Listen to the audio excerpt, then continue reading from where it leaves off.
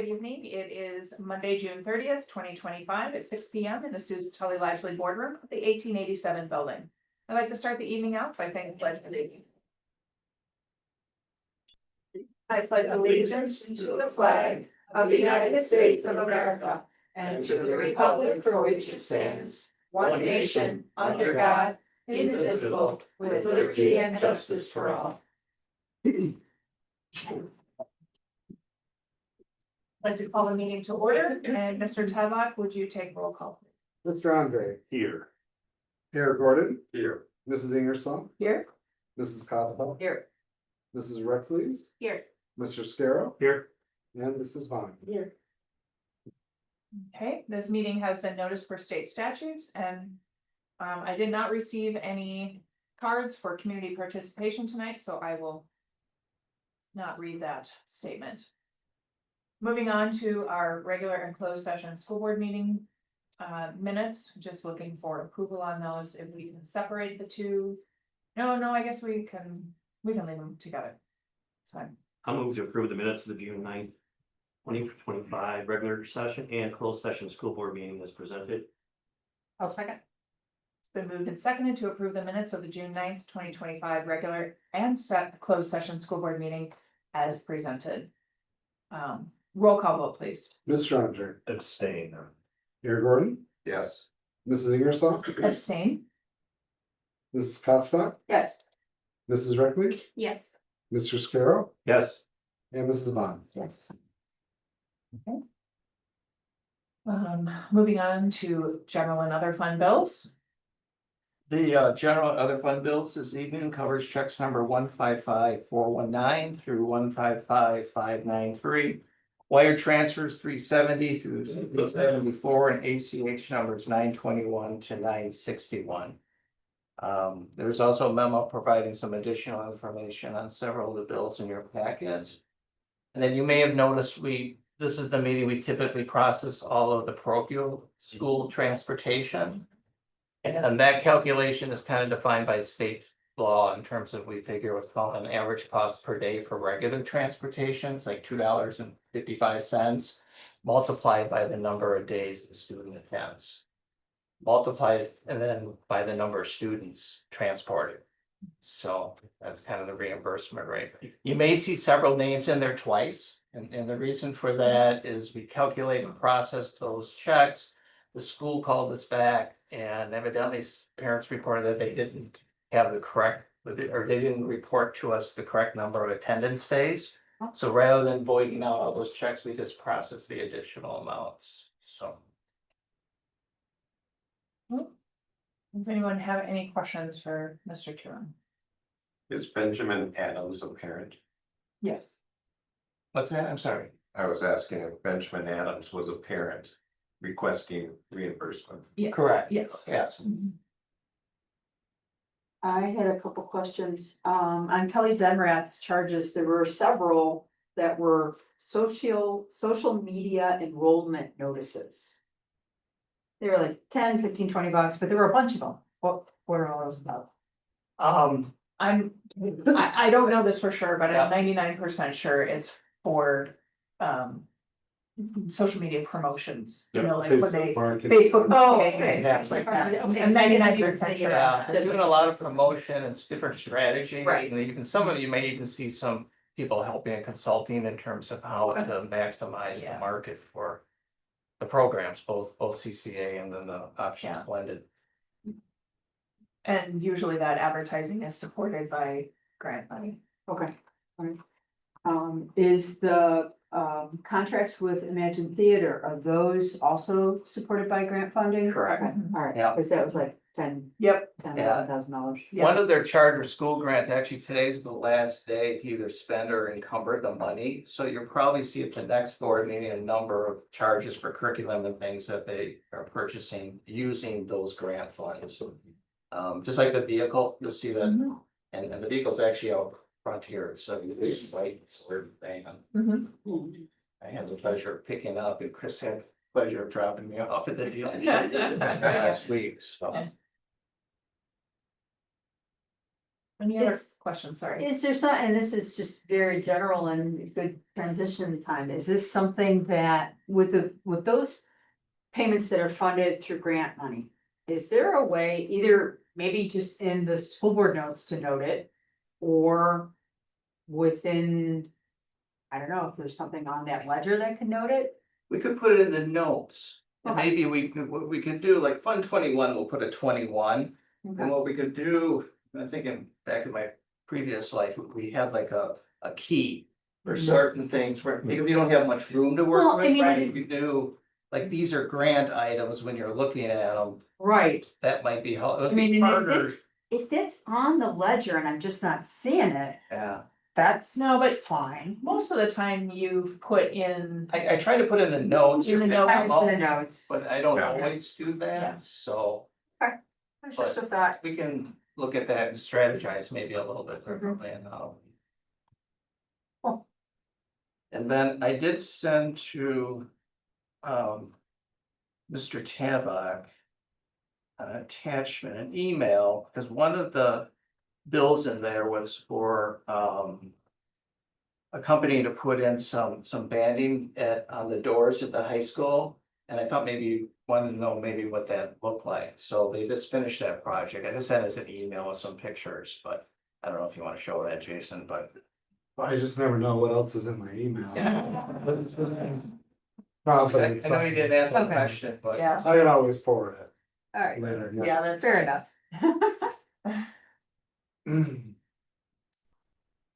Any other questions?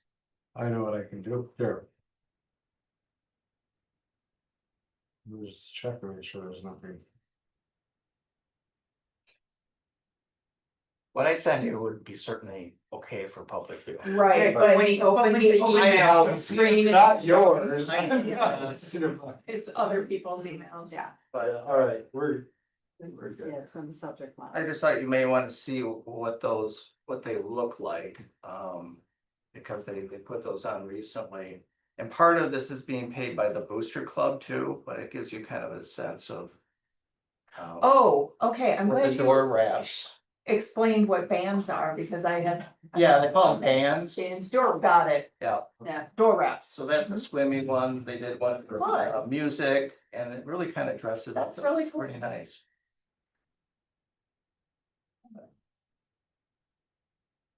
School's very. It's going into the. Main gym, yeah. Looks really good in HD too.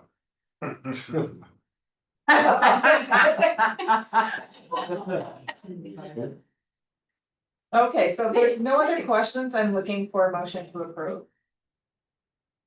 I move to approve the general and other fund bills of June 30th, 2025, check numbers 15541 to 1555593. Wire numbers 370 to 374 and ACH numbers 921 to 961 in a combined amount of $740,341.50 as presented. Is there a second? I'll second. It's been moved and seconded to approve the general and other fund bills of June 30th, 2025. Check numbers 155-419 to 155-593. Wire numbers 370 to 374 and ACH numbers 921 to 961 in the combined amount of $740,341.03. All in favor, say aye. Aye. Opposed? Motion passes. All right, next is the approval of the revised bus routes and the addition of walk zones for our 3 elementary schools, Westside, Jackson, and, oh, no, sorry, just Westside, Jackson, and the middle school. Not for Tibbetts. Nobody will be walking to Tibbetts unless they're living really close. Cut through the words. Yeah. Okay. We worked with the bus company, and as part of our budget reduction plan, it was to reduce 2 bus routes. In order to do so, they have to create walk zones at the elementary school, which we've had the good fortune or good luck of not having walk zones for years for those 2 schools. So looking at the map, the area in green, those are West Side students. This would be a walk zone for students going to West Side. Over in the blue is a walk zone for I'm sorry, the orange is the Jackson Elementary walk zone. And the blue is the middle school walk zone. Is the road that's in between the green and the blue, is that Broad Street? Right, yeah, it should be right behind the courthouse. I think that's Broad Street. Okay. Just trying to. Broader, it's church. Is it church that dead end? No, broad dead ends. It's broad. Okay, so it's. broad. Well, and first church, steps too. church, yeah, church curves, So this is the highway, right? yeah. That's.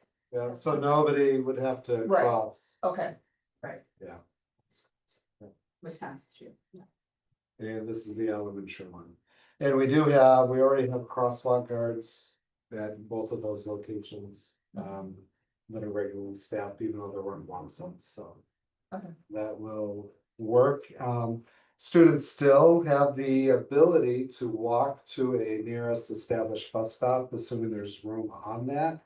But in looking at these, there really aren't, I mean, a student that lives right here, for example, and is in the walk zone, theoretically, if there's a Jackson yeah, bus stop right over here, they could potentially go over to that location. But in most cases, it's gonna be just as close to walk to the school where they drop out. right, What do the purple squares represent? that's. Those are the bus Those stops. Those are bus stops.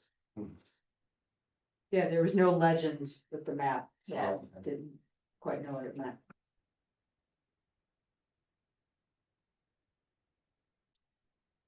Okay, So we are looking for approval of that modification to the transportation plan. anybody like to make a motion? I move to approve the revised bus routes and additional walk zones for West Side Jackson and the middle school as presented. There's a second. Second.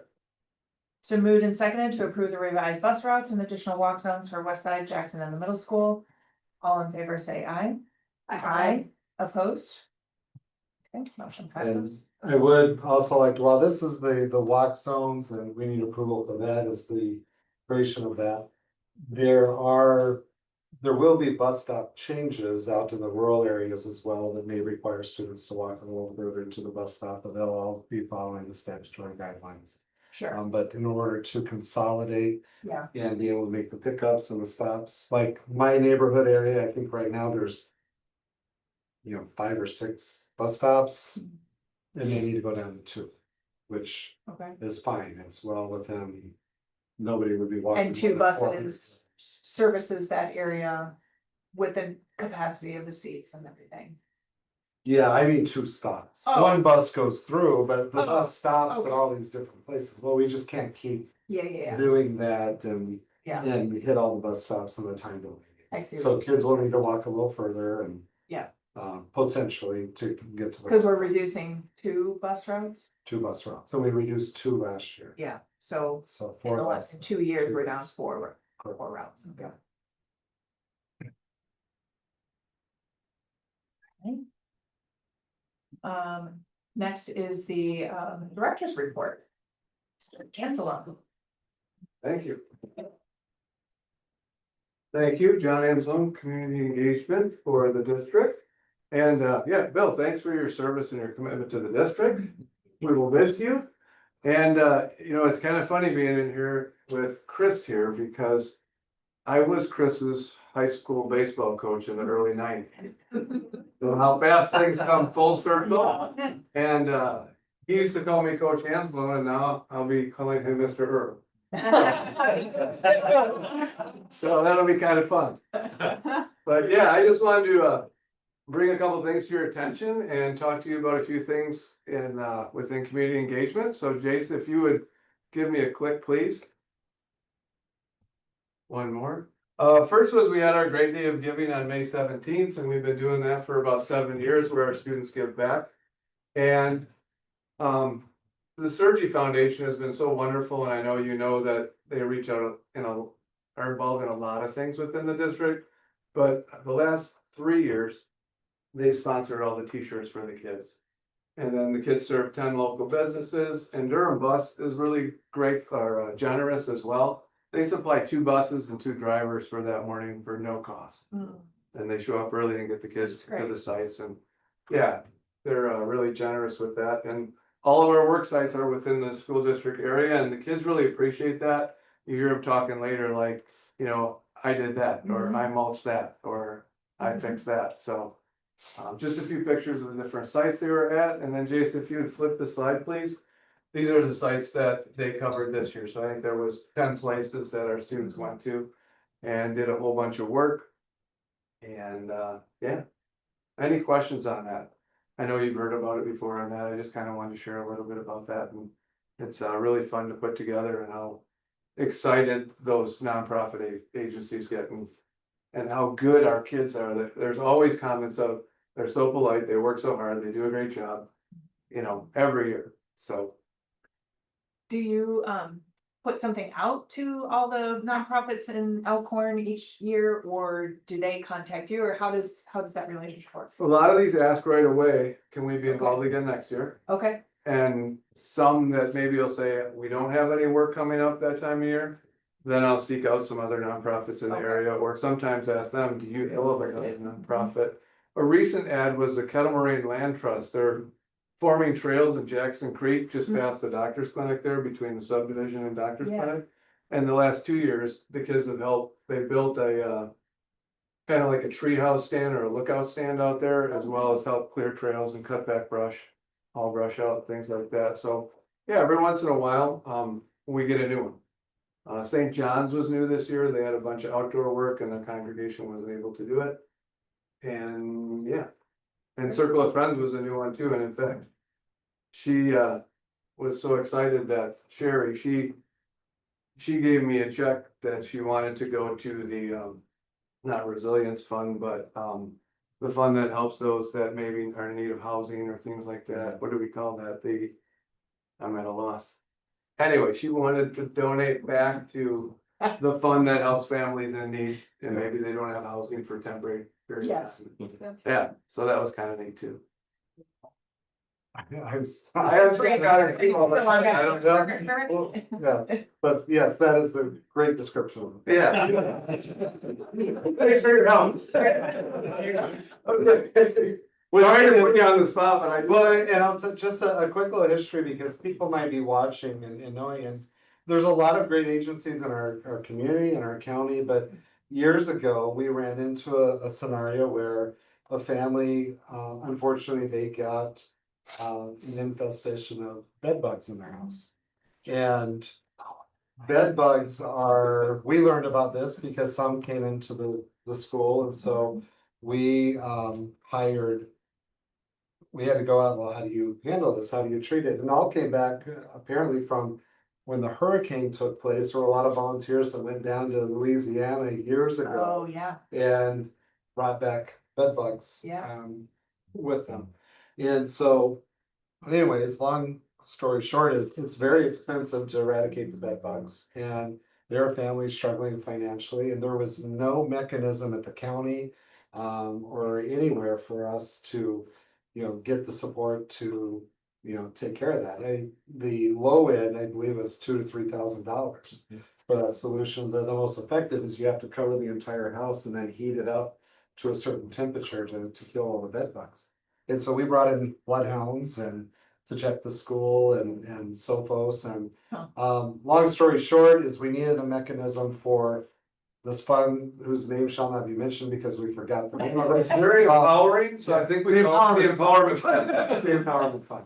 And so we've received donors that are generous, they'll donate to that, and that's a fund that we can utilize for people who are in crisis. When we're here, if someone, sleeping in their car because there's no housing and they've gone through all the agencies, our social workers can work with them and we can close that gap that exists that the local agencies don't have. Yeah.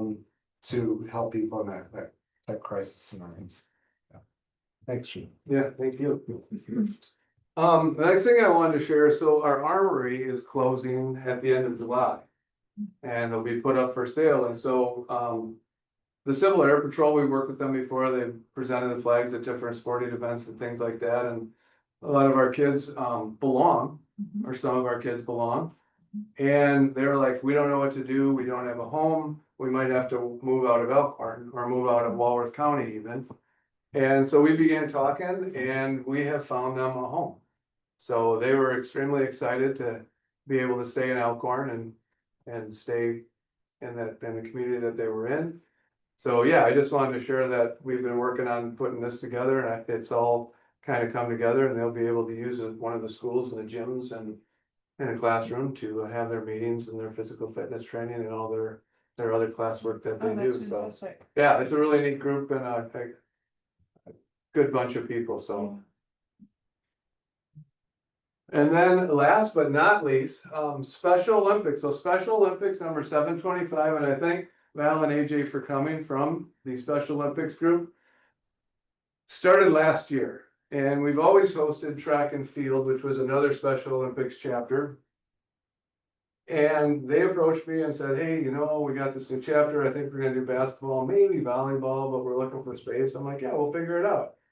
Well, over the last year, their group has been so active and evolved, and I thought this has been an amazing relationship, evolved into track, volleyball, soccer, bocce ball, powerlifting, basketball, softball, cornhole, and flag football, and we are able to host all of them, all their athletes, and even some of our students have enrolled to become athletes with the group. So Oh, yeah, that's it's been a really rewarding. They've been great people to work with.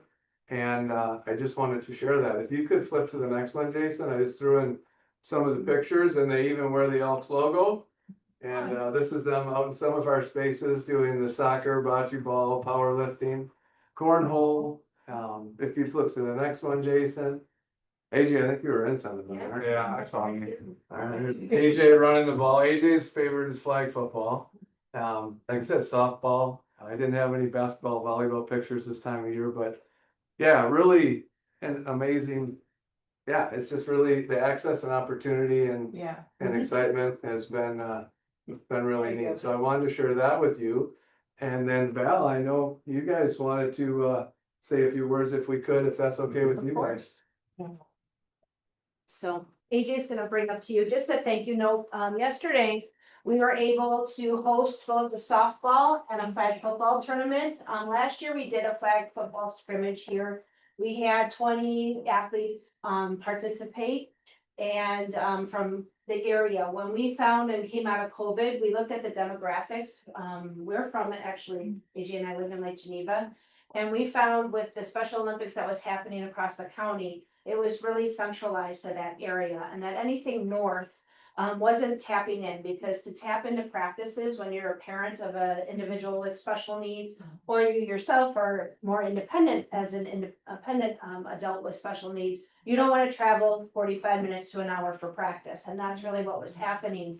And so as we moved and came and met with John, and I've had the opportunity to see your amazing facilities that you've had, we were able to bring in this year, we now have over 50 active athletes competing right now in this season. We have 42 athletes. Last couple weeks ago, we were in Whitewater for state. Over 30 athletes with 14 coaches went to state. That's where that picture was from.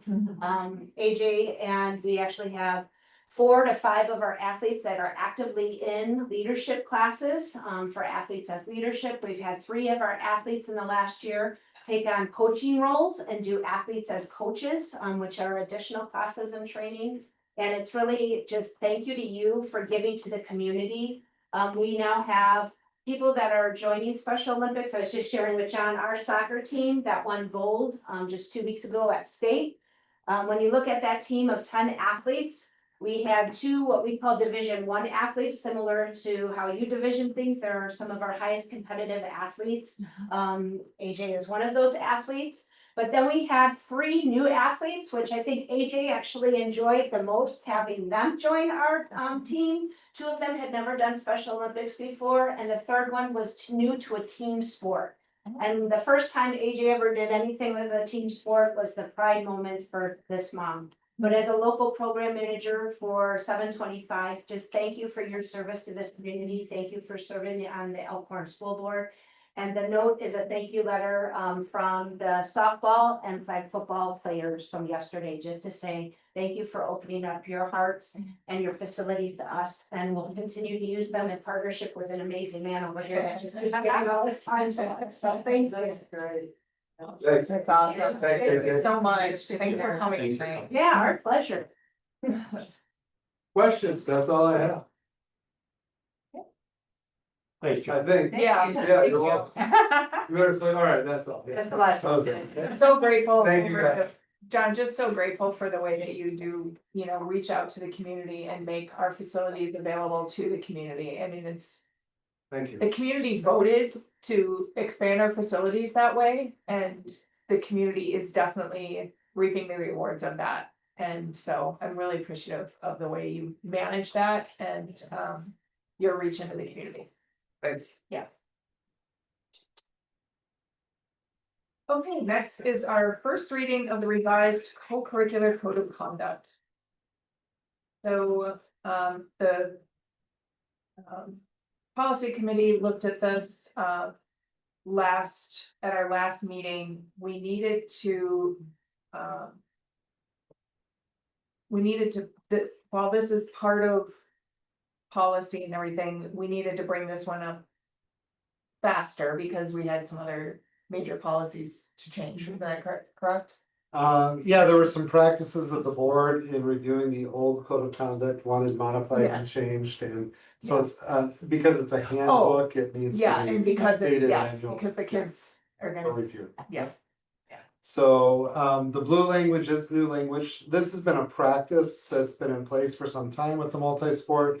Athlete expectation, we're just wanting to codify that by putting it into the handbook. Yeah, putting it in writing. Yeah, Mhm. students can participate in more than one sport during the same season. They need to select a priority sport, coordinate with the coaches, and then that priority sport takes precedent if they have two events on the same day. In a nutshell. Was there any changes in the concussion return? To learn return? I don't think so. I I don't, think that's just a hyperlink. Okay, yeah, no. What's that? Yeah, change no. No change Okay, for that. there. nice, thank you. And then there was, And then striking the language, which is often referred to as guilt by association. yes, Or basically attendance at a gathering where alcohol or other controlled substances are being used or prohibited. The board had given guidance previous to that we didn't want to expand to cover to that level, that was complicated, difficult to enforce and or intrusive in some cases, so it's still, a violation to, consume alcohol or illegal substances. If kids are cited, that'll be a co-curricular violation, or if they're, caught doing that, that's still a violation, but being in attendance at that gathering is no longer a violation.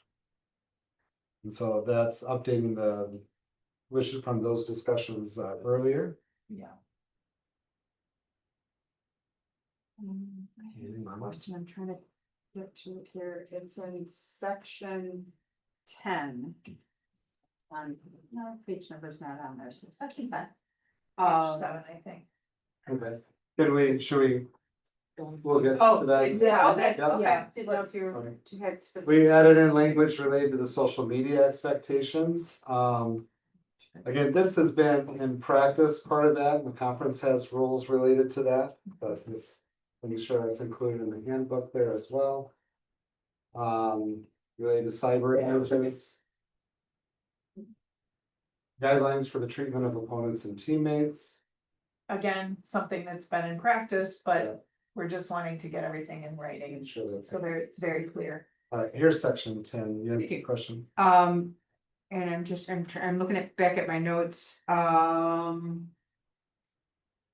with the, let's see, hang on, give me a second I looked at this 2 days ago. So they meet with the now athletics and activities directors. Which is the same person. That was a change that we on the committee asked for because it just said activities director. Okay. And we felt like that wasn't inclusive of that. We didn't want somebody to interpret that as, oh, it's not athletics, so. Got it, you know what okay. I mean? Right now, it's the same person. It's the same Athletic person. and athletic. It's an athletic and activities director. And that's fine and good. Yeah. My question is twofold. Should there be a third person present? Whether it's. Should there be a third person present? Somebody else from the district? I mean, you've got a parent and a school personnel person. Does it become conflict of interest? He said, she said. Well, principals conduct investigations all the time. I don't know. It with was. Students. It was a question that popped into my head and thought I'd bring it up and talk, don't talk, however we wanna. bring No, it it's a through. good question. Yep, I would say the comparable when they're doing the investigation, it's. And sometimes the athletic director has been a principal, but typically when they investigate. Incidents, they don't have two people Okay, in there, again, just a discussion point, and then the other part of that, parents and guardians will be notified of the findings. Of the athletics and activities director's investigation. In writing. Does that yeah, phrase need to be there? that's a good point. We might need to specify how they're going to be. How they're gonna be notified. notified? I think it should be written notification. I don't think it should be a phone call. I don't think it should be, I don't know. they'll always Communicate by- call. I would rather than. have a I would phone call. rather- And it's fine, they can have a phone call to discuss, Hmm. but I think it needs to then have follow-up. So that there's no, again, so there's no misunderstandings of I see what you're what, saying. you know, what were the findings? Say, so maybe notified initially by via phone call and Mhm. followed up. Yeah, per our conversation, How about verbally and in writing? 'Cause Sure. They could be face Yep. to face.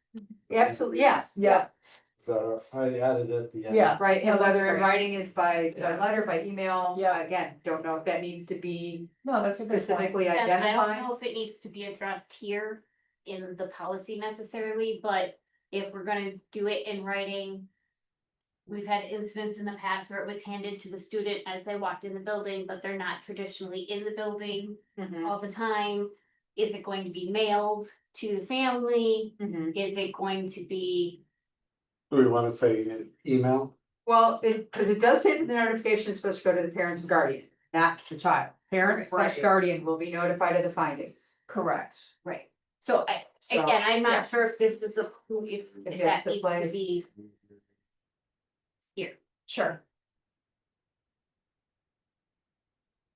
Okay, I think having the greater specificity will prevent against. yep, Mhm. that was a good point, Heather. And then, specifying to the primary guardian's email address. Yeah. Mhm. Yeah. You have an extra period in there, by the way. Yes. You saw it? Yeah, you could probably ask Should have done us. something. From 1 to 10. Alright. Does that give clear, is I that think good? that better clarifies That it, yeah. better clarifies that. Yeah. Anything else that anyone? I mean, is there any further discussion necessary on the other point that I brought up about? I don't hate that idea, only because we have dealt with that. Yes, and that's exactly what came to mind and why I'm Yeah. bringing it up. I don't know, if you codify it. Do you have athletic director and principal? And building Do you- principal, building representative, building.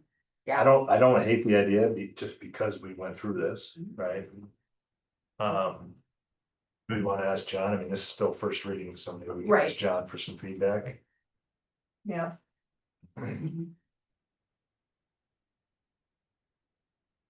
Let's see, where was it in this section of talked about? It's at the beginning. Yeah, Before- It's Where it- reported to an second administrator line. or a director, the athletics.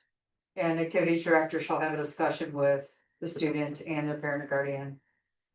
And a principal. And principal or other directed, identified.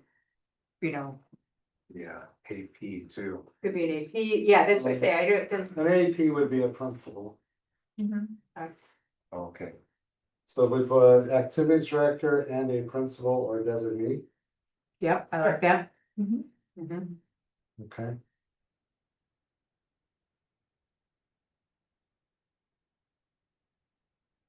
Thank you. Maybe put that in blue, cause we just Oh. did that. Mhm.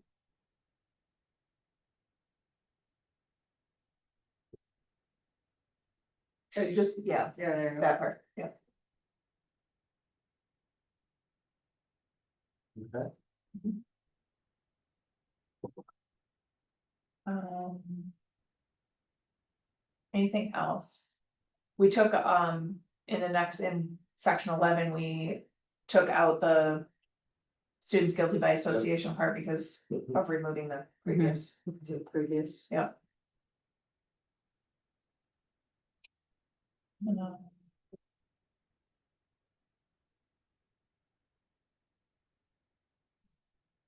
Oh, and then at the, under, number 15. We added in language about proper care. And responsibility for equipment and I saw that, I uniforms, like that. Yep. Mhm. because we were having to, They were having to do a lot of work. Trying to track those items down and then sometimes not getting things back, so.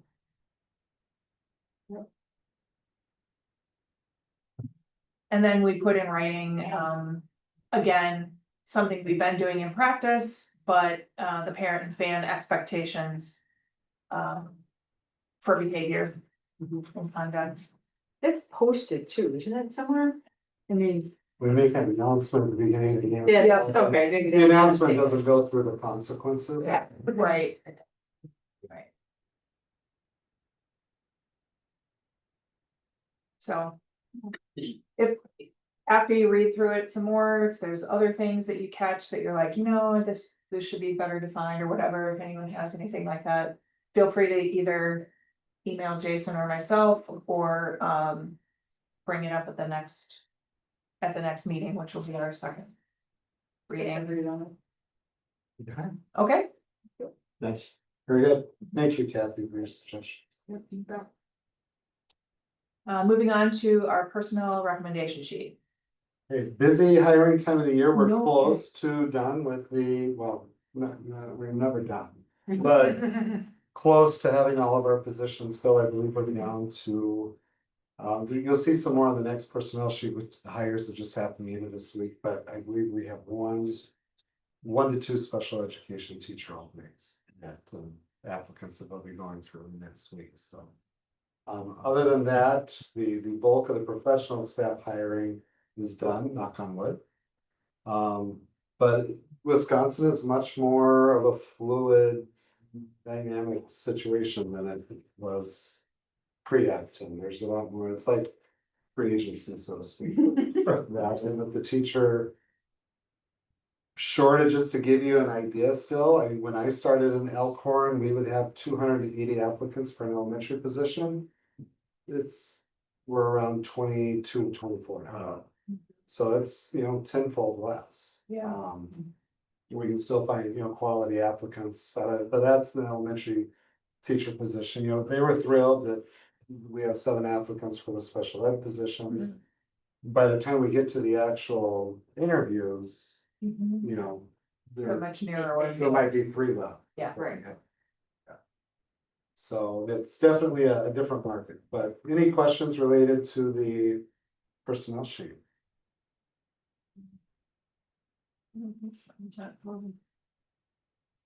Okay, looking for a, motion to approve. I'll move to approve the personal recommendation sheet for June 30th, 2025, including new employment contracts conditioned upon passing the background check and district mandated drug screening as presented. There a second? It's been moved and seconded to approve the personnel recommendation sheet for June 30th, 2025, including new employment contracts, conditioned upon passing the background check and district mandated drug screening. All in favor, say aye. Aye. Opposed? Motion passes. Mr. Tylock has a couple of gifts to present this evening? Oh, did I get out of order? Oh, Yes, I did get out of order. okay, I'm sorry. thought maybe I did. The school gifts. We've got the Circle of Friends has donated $234 for the Empowerment Fund. There we go. We set that up to tee it off, just so you know what it is. Won't forget it, won't forget it. Yeah. Play. David's PTA has donated $620 for the class of 2032's eighth grade moving on ceremony. Taking place in 2028. Okay, I'm confused. Well, they had money set aside from the elementary PTO exhibits, so.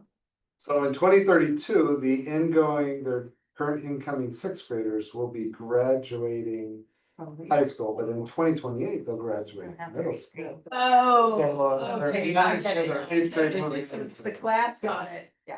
They're building It's a like war exhibits, chest. it says congratulations, class of 2032, and it's like, Yeah. excuse me? I was That applied to all Yeah. the kids that are gonna Yeah. be moving on, not just Got the Tippett students in Right. eighth grade. So, Okay. That's nice. That's Yeah. very nice of them to do that. Yeah, Yes. very nice. Yeah. All right, looking for a motion to accept. I move to accept the generous school gifts as presented. Is there a second?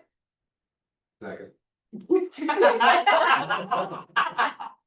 It's been moved and seconded to accept the general school gifts. All in favor, say aye. Aye. Opposed.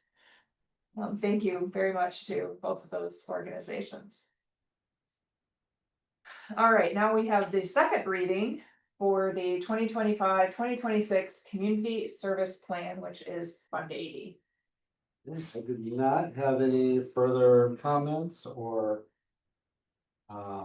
requested modifications to the plan. So.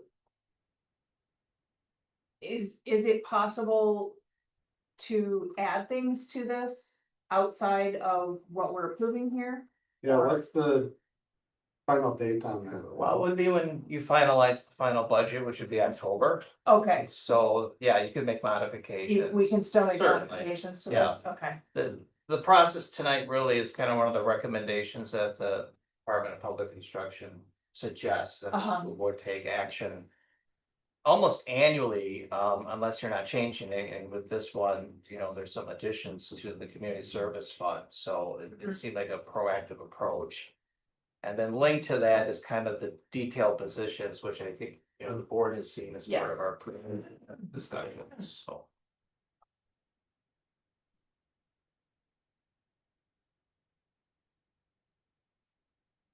All right, any questions on this? All right, seeing none, looking for a. I move to approve the 2025-2026 Community Service Plan Fund 80 as presented. Is there a second? Second. So moved and seconded to approve the 2025-2026 Community Service Plan Fund 80 as presented. All in favor, say aye. Aye. Opposed? Motion passes. And we also have a second reading of the 25-26 preliminary district budget.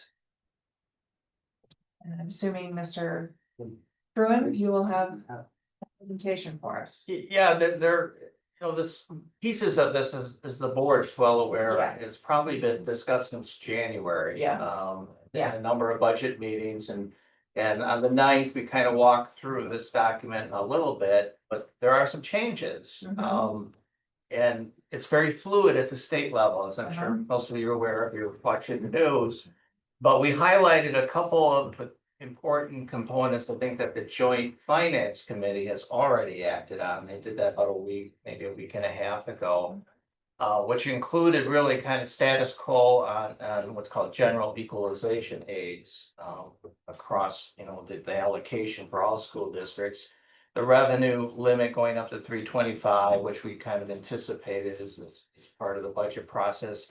No changes at this point in the low revenue adjustment.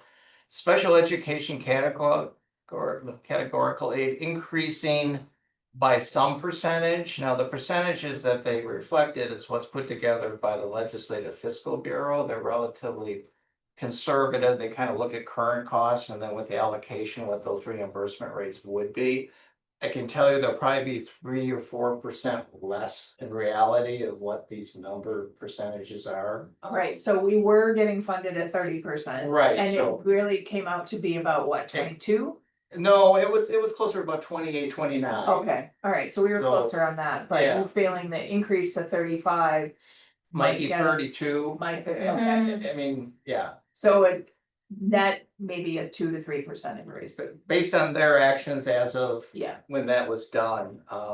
They did put more money, and we talked about this, the high cost special education aid. Right. And I think you're gonna hear that kind of touted a little bit of we've done a lot for special education. In reality, there's yeah, it's less than 0.5% of kids would be eligible for Right. that. And the amount of dollars for our district is probably about $50,000 compared to 2 million with the regular special ed. right. But I think you'll hear that talked Oh, about. yeah, sure, they'll use it at the topic General, but- yeah. Correct, would be a nice talking point. Mental health services, some money is set aside, but I don't think it's as much as what's been in the past. Probably the biggest change for our school district is what they propose for open enrollment. And the increase there Yeah. is about $1,500 per student. Yeah. For our district, when you look at the net impact, open enrollment in, open enrollment out, it's a little over $900,000 Okay, in additional revenue, pretty significant. okay. Wow. How Then- close does that get us to that? The funding disparity? Without that, I think the Cuts it about deficit was half? about 2.3 million, now it's about 1.4, and we'll go through Okay. that, so. Okay, So what's interesting, Joint Finance Committee is scheduled to meet tomorrow again and wrap up the Okay. budget. Now, will there be any other changes in K-12 education? We don't know. But once they finish that up, the legislature, I think, is planning on meeting on Wednesday to take up the entire state budget. Wow. So, will that get approved? What will happen? Between the different parties, I think there's some probably discussions that still are ongoing, and of course, the governor's office will have to be involved with that too, so. We don't know for sure how this is gonna look, but I think it's likely, in my opinion, that it would just get better probably than what we have here today. didn't they also fund the youth apprenticeship? Programs better too, or the certifications, or? Didn't we get, They're Yes. putting more money More into the The Act Act 59. 59, reimbursement. yes, Yep, so that'll be closer to the $1,000 yeah, per apprenticeship Yeah. or certification. So- Right, yeah. so what's kind of, I guess, maybe a little odd with what Joint Finance put together, with no increase in equalization aid, but allowing the revenue cap to go up. yeah, Because the revenue cap is funded by equalization aid and the tax levy, it means the tax levy will pick up the difference. From a statewide basis. Yeah, I will point out though, for us, and when you look at that $325 per pupil, if we weren't declining enrollment. That would be decent, that would be close to $942,000, but because of the way the state funding formula works, I mean, what's the? Actual amount, is it even 200,000? It's around that, yeah, Around just under that. Just Yeah. under 200,000. how many school districts are actually in declining enrollment, or? A lot. Actually, A majority. not a declining enrollment, I guess. is my question. Oh, Maybe 20%. Yeah. So we have 80% of the school districts in declining enrollment, and right, so that's gonna be another talking point. right, Yes, right. even So- though, yeah, Now, what's interesting, tomorrow is July 1st, Mhm. and on July 1st, the state is required by law to provide every school district in the state an estimate of equalization aid. So the estimates typically are developed based on what's called the budget reports that all school districts put together, so that's their source of data. And they usually then use whatever the allocation that's coming from the state budget and just go through that calculation. Well, they don't have a state budget, so they'll probably use just status quo dollars and provide an estimate. In reality, in October, we get our final amount, and that's based on our actual costs for all school districts. So the numbers will vary, I'll say, quite a bit. You also have some large districts in the states, and PS being one of them, that hasn't submitted reports, so you got that going on too. I share that with you because when that press release hits, different media outlets will broadcast that. And what they don't always understand is that's just an estimate. So if you see that, oh, Elkhorn's going up or going down, I wouldn't put a lot of weight into that because it's based on such little factual data. But they're required to do it, so. Yeah. Anyways, we went through this before, budget reductions, there's a number of those, you know, unless there's questions, you can kind of see, there's a narrative and then there's another section that gives more of a detail, but represents about, you know, over $2.3 million in reductions. Item F there, where Jason's at the middle of the page, that's probably the most significant piece, is that the operating deficit, because of the open enrollment increase, drops from 2.3 to 1.4. Just because of the open enrollment change, and that's the only change that we've done so far. So certainly if there's other changes that may impact that, but that helps when you start looking at the projection and how it affects our fund balance. And keeps us within like that 20% going forward even longer, Yeah, just by having that change. Obviously, for those districts that are on the other side of the equation, it works the other way in terms of the open enrollment. I think a big question mark with the budget still is what will happen with the low revenue limit ceiling, because our referendum did not pass. We're just above the low revenue limit threshold right now.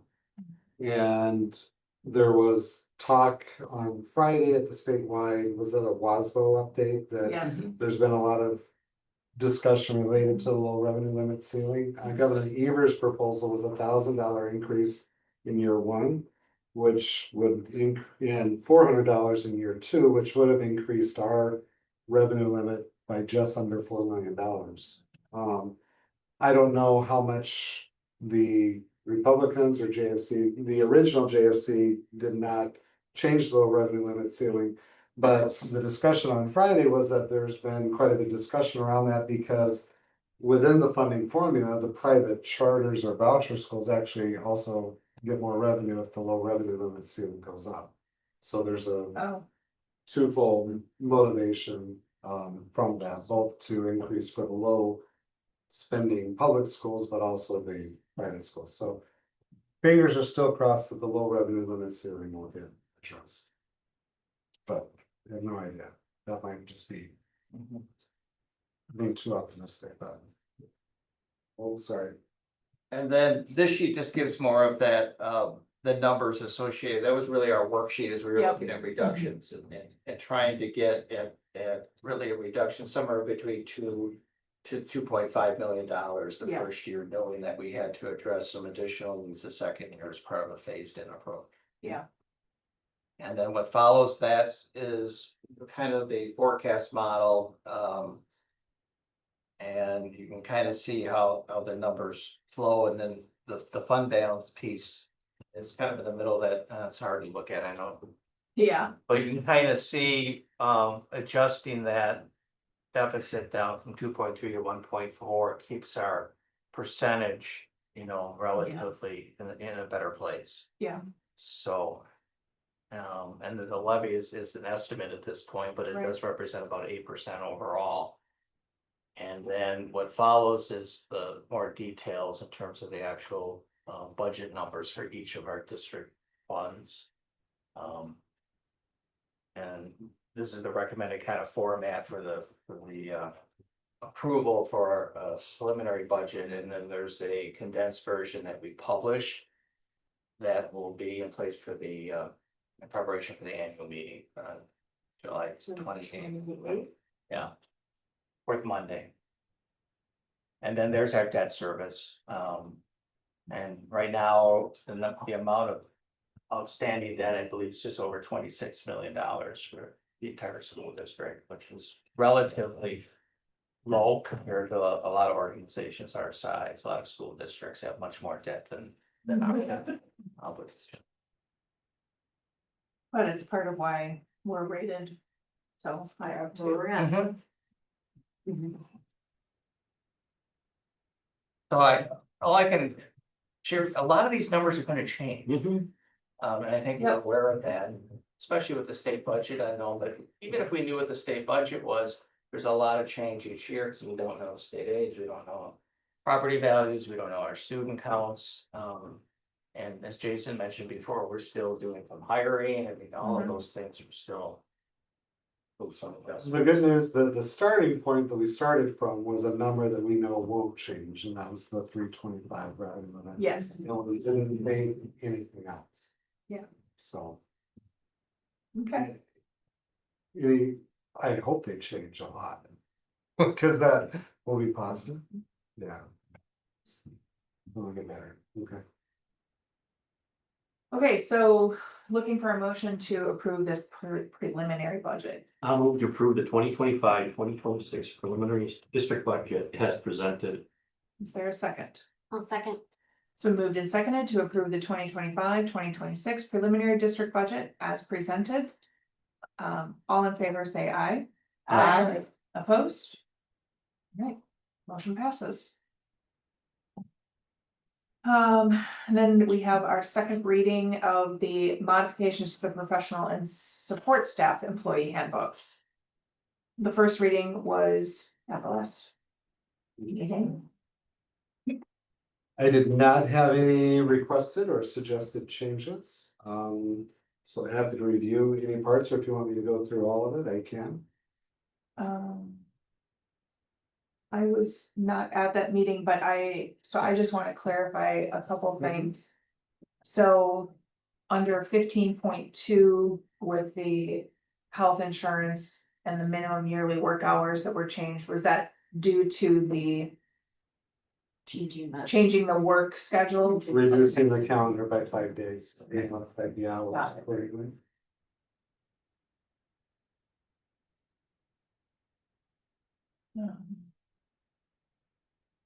And then, can you just kind of briefly address the additional, the language that we put in for additional PTO time for hours or days worked beyond the workday? Yeah, oh, thank you. This is a change that I put it in bold. I forgot about that one. The in looking at, we have events, the special events like the athletic events. And or the ticket taking of events, so forth, where employees are compensated to work those events, but the compensation level. From hourly standpoint is quite low, and so in trying to come up with and brainstorm, what are some potential. Positive solutions that could incentivize or entice more employees to be willing to work those events. It would put in that if you work 7 of the events that are a paid event assignment. Completed up to a maximum of, that for every For 7 every 7, you event, get you one. could get 1 additional Yeah. PTO day, yeah. So like Up to a working maximum. tickets at To a maximum. basketball, yep. And we did a maximum of 3 so that if they had like a week-long event or something that currently they have to take unpaid leave and they have to pay back the prorated portion of the benefits and so forth. Okay. And so it's fairly costly for Yeah. that, but. This would give, if someone knows, you know what, I have a wedding and I've gotta go to. Bermuda, whatever, and it's gonna be a week and. Yeah, People book the venue on a Wednesday because it's cheaper than on a weekend, and this, it allows those. Educators, to, okay, I'm gonna work some of these extra events so that I Yes. can bank those. okay. So do those roll over at all, or do they have to use them? What's the status on that? No, the intent was not that they roll over, let me see. And we have other language in the handbook that already speaks to, there's a buyout for unused PTO days. Okay, So at the end of the So it year. would that just be part of subject to whatever yeah. that. Right. And it says per school year, Oh, okay, yeah, 3 additional PTO days per. per school year, Per yeah, school year, For and fine. then current PTO will be added to employees leave balance. yeah. And we don't roll anything over from the balance, there's a buyout incentive for that. Has there been? Has it been difficult to find employees to take on those? Assignments? Yeah, and there's some regulars, but then, Yeah. you know, they can. be I would- challenged. I would hope that. I Newer think this is a nice teachers, incentive. I yeah, like it. that newer teachers and teachers that don't work any events. Yeah, Might be encouraged to do that now. yeah. Yeah. I like And, this. and it's open to anybody, you can be an elementary teacher and work the high school. You know, ticket taking the basketball games, Mhm. you can help score at track or invest in basketball. So, and we do have teachers from the different building levels that go and do that. I would say predominantly you see a lot of high school level. Staff, and that's probably because the activities athletic director is at that level, and so a lot of them get hit up and fill most of the positions, but we do have staff from other levels that do. I think this will encourage staff from other levels to get engaged. Sure. in Yeah. these things. Okay. Mhm. I like it. Um, My only other question was, why are just a few of the extracurricular. Extra duty items paid on an hourly basis versus a flat fee is, most of them aren't. that's a great question. I believe it is because of the length of that event, so. The flat fee ones, they typically, I believe they budget like, okay, that's a 2 hour event, but if the event's less than that or. Or Well, I'm just- regular, I know for like, I think one of them is, I'm not in there, but Yeah. the strength and Conditioning conditioning coordinator. coordinator. uh, It's episodic, so there's no real, time frame that he puts in hours over several sessions, and so it's episodic and not able to be kind of, or, you know, Okay. Put it- We're not as certain, when we don't have as great a certainty on how long an event's Got gonna last or how many hours we're gonna put in, we will do it as. You need to submit the time and we'll pay the hourly rate. If we're certain, kind of like our stipends, like, okay, you're a head coach, Mhm. here's like a salary dollar amount because we're pretty confident those are the hours. But if it's a new club that comes in, we'll often start that as well, that's gonna be hourly. Okay, Cause we don't wanna pay a stipend and then you end up working half the projected hours sure, and we're overpaying. okay. So it's more for ones where we're just unsure of the actual time commitment. Okay, alright.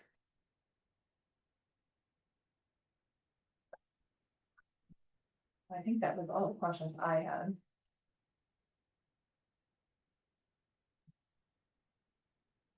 So looking for a motion to approve. I'll move to approve the modifications to the professional and support staff employee handbooks as presented. Is there a second? I'll second. Oops, sorry. It's been moved and seconded to approve the modifications to the professional and support staff employee handbooks. All in favor, say aye. Aye. Opposed? Motion passes. All right, announcements. I just have that our next policy committee meeting is Monday, July 21st at 11. Yeah, All right, and then we are looking for someone to adjourn to our closed session, if you could read what is written there. I'll make a motion to adjourn to contemplate closed session pursuant to Wisconsin State Statute 19.85, parent 1, parent C, and parent G to confer with legal counsel for the district who is rendering oral or written advice concerning strategy to be adopted by the district with respect to litigation in which it is likely or is likely to become involved, and to discuss a professional staff member's contract. The school board will not reconvene in open session. Okay. There a second? Second. It's been moved and seconded to adjourn to a contemplated closed session pursuant to Wisconsin State Statute 19.85, 1C and G to confer with legal counsel for the district who is rendering oral or written advice concerning strategy to be adopted by the district with respect to litigation in which it is or is likely to become involved, and to discuss a professional staff member's content. The board will not reconvene in open session. Roll call vote, please. Mr. Andre. Yes. Eric Gordon, Yes. Mrs. Ingersoll, Yes. Mrs. Costock, Yes. Mrs. Reckles, Yes. Mr. Scarrow, Yes. Mrs. Vaughn. Yes. Okay. we'll give, let's do just like a 4 or 5 minute